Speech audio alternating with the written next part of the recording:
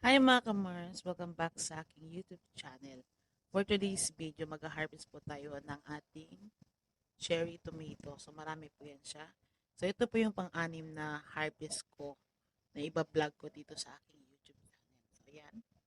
Marami pa po yan siya. So ayan.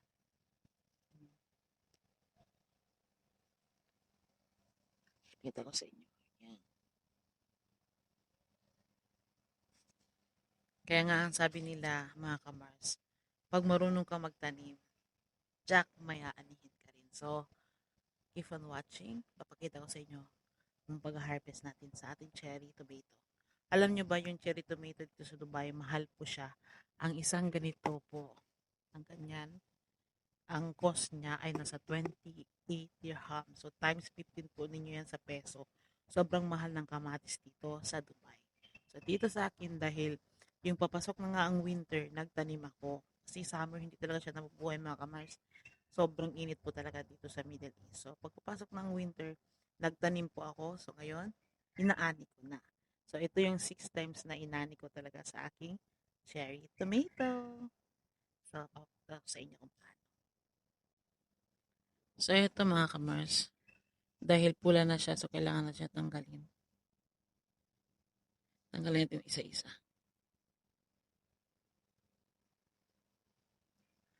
So, ayan. Kailangan kukunin natin mga red lang mga kamars. Oops. Nahulog siya. Meron nga yung, yung mga langgam, kinakain na. Tanggalin na natin. Kailangan yung pula lang kasi pag kunin nyo yung yellow, pwede naman. Pero pag lutuin nyo talaga. Nahulog.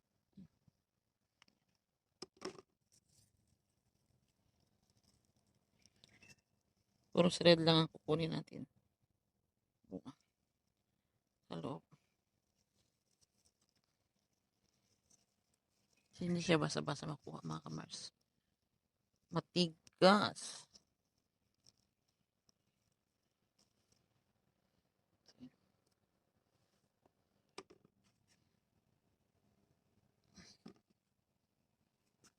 Ayan. Pa.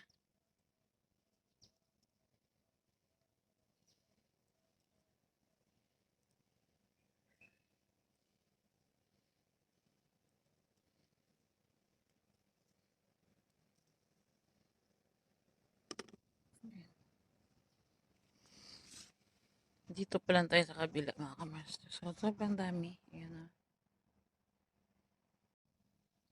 So, dito mga kamaster, ang daming bunga. Ayan. Kailangan dahan-dahan lang sa pagkuha. Huwag natin kunin yung yellow. Yung red lang kasi kinakain na ng langgam. Diba? Yung papasok po ng winter, October pa lang, naglalagay na ako ng fertilizer sa may ano to, sa may soil.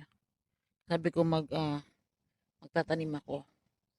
Una tinanim ko mga kamars, yung luya. May luya naman. Nandiyan yung luya isa. Isa lang yung luya niya. Tapos sabi ko, nagtanim ako ng chili. Hindi siya nabuhay. So, meron akong ano to, seeds sa kamatis. Pero anyway, yung kamatis ko po na kinuha ko, galing lang sa rep. Tapos, kinuha ko lang yung seeds. Binilad konti. Tapos, tinanim na natin. Ang dami niya makamas. Ang dami niya talaga.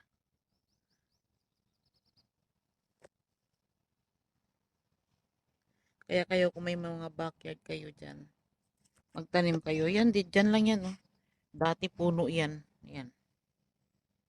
Namatay yung puno kasi siyempre, pag lumaki na yung kwan niya, ugat niya, hindi siya na, ano to, parang hindi siya lumalabas. Ayun.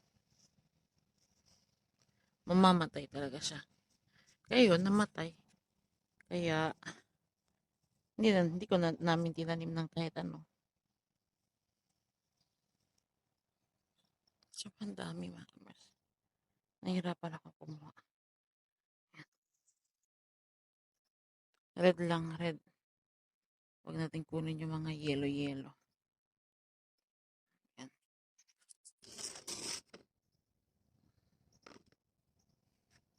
Dito.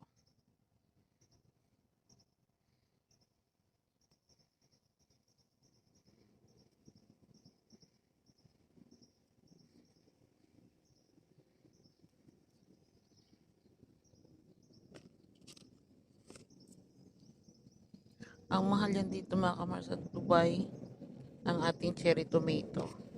Kasi nilalagay nila ito sa salad. Tapos niluluto. Madami na mga kamars. Ito.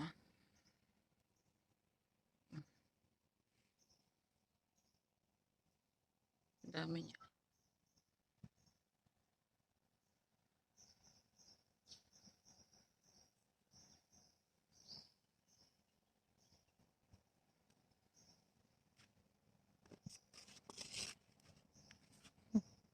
Ang dami na. Pero kailangan natin kunin to. Kasi malalaki siya.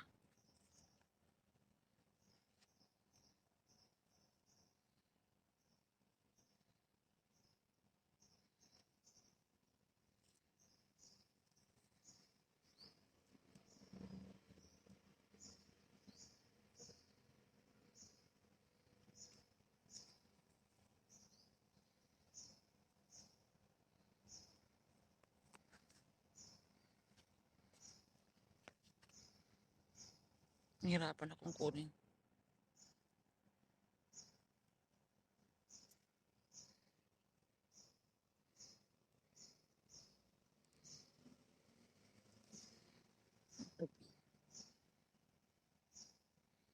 Kailangan natin ganito ang pag-harvest niya mga kamars kung more on. Kasi ang tagal niya talagang ma-overripe o masisira.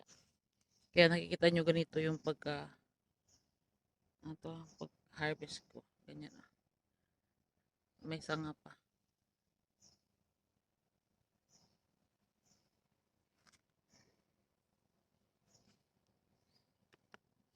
Sobrang dami pa talaga mga kamars. Pa sa loob. No?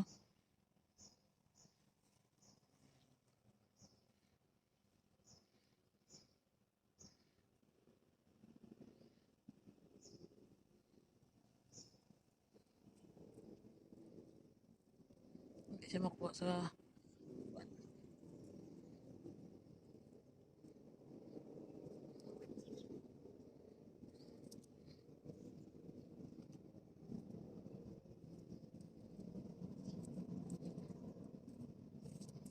dito.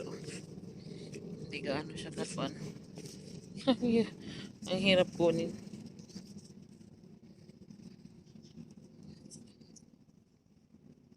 Hindi pa kasi siya red. Pag hindi red, di ko siya kukunin talaga.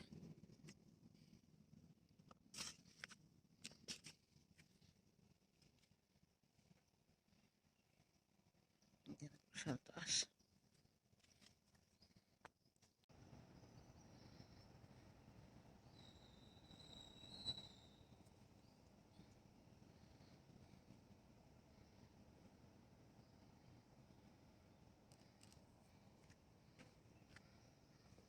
Ayan.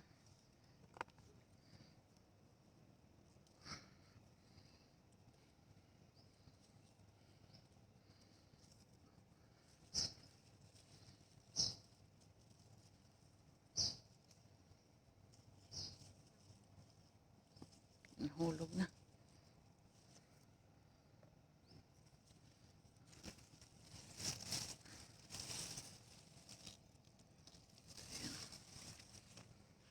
At meron din akong basil mga kamars. Ito pa.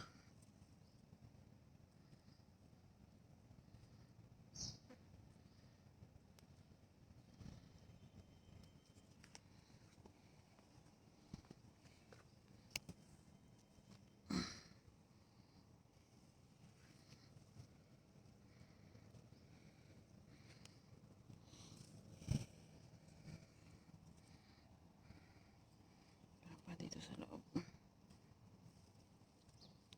Nahihirapan ako kumuha, mga kamars. So, nasa loob talaga. Tignan nyo naman. Maliit lang yan, mga kamars. Yan. Pero tingnan nyo naman. Oh, ang dami ko na harvest. Puno na. Pero meron pa rin. May pula pa dito.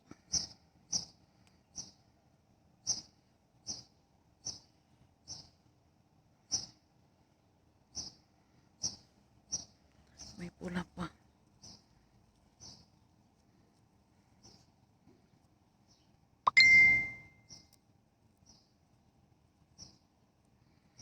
Ayan, mga kamars, yung mga tinanim ko. Kaya kung may mga backyard kayo dyan, magtanim kayo. Ganda yan. Kaysa bumili kayo ng mga maganda ito. Sa bumili sa market, magtanim kayo. Ganda yan. At saka maganda ito pagka ibigay nyo sa mga anak nyo pakainin. Kaysa yung puro-puro, matamis ito. Sobrang tamis niya talaga. Sin. Kaya nga tawag cherry tomato. Yan. Yan na. Harvest. Yan. Ito na yung aking